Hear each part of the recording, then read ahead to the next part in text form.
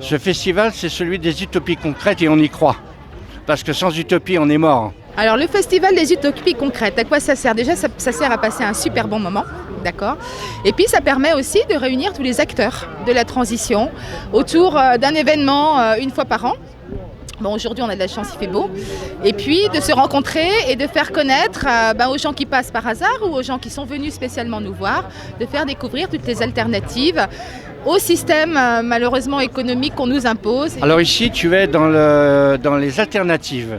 Ici, tu es dans les gens qui protègent le climat et qui sont pour l'amélioration du bien-être social. Le fait de tout centraliser au même endroit, au même moment, ça nous permet de voir toutes ces initiatives, en fait. C'est intéressant, quoi. C'est quoi la plus grosse aberration qui te révolte aujourd'hui dans notre société, le plus Le plus, ce qui t'énerve le plus? c'est que sans électricité, on ne peut pas vivre, paraît-il. Mais moi, j'y arrive. C'est ce besoin d'électricité. Je ne dis pas d'électronique, puisque pour l'électronique, il faut de l'électricité. La base, c'est l'électricité. Ça veut dire d'une énergie. Et pourquoi on ne prend pas notre propre énergie que nous avons nous-mêmes, notre corps, nos jambes pour marcher? Non seulement il faut prendre le vélo, mais il faut faire du vélo électrique maintenant. En sortant de chez soi, par exemple, qu'on supprime les bancs parce que pour pas que les gens s'y couchent. Alors c'est de la folie, du coup on peut plus s'asseoir.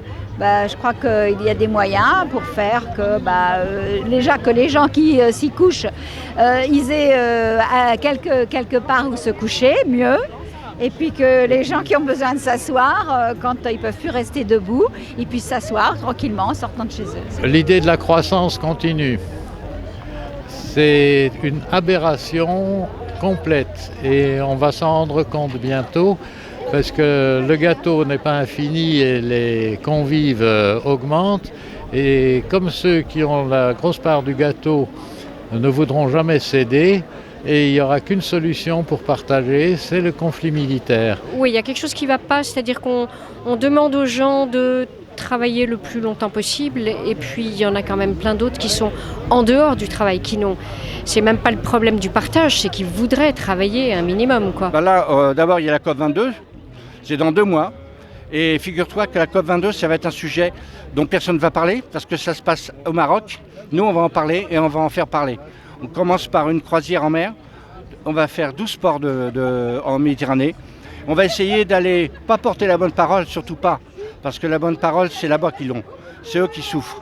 Nous, on va essayer d'écouter ce qu'ils nous disent. C'est quoi ton utopie la plus intime chez toi, concrète? Mais c'est la fanfare, profondément. C'est ça? J'aime la fanfare concrètement C'est ça. et utopiquement. Et utopiquement en même temps. Voilà. Moi, mon utopie, je ne sais pas si un jour d'ailleurs ça va passer au mode de la réalité, ce serait le revenu inconditionnel de base. Voilà, pour qu'on puisse se libérer des obligations qui nous pompent, je dirais, beaucoup d'énergie, beaucoup de temps.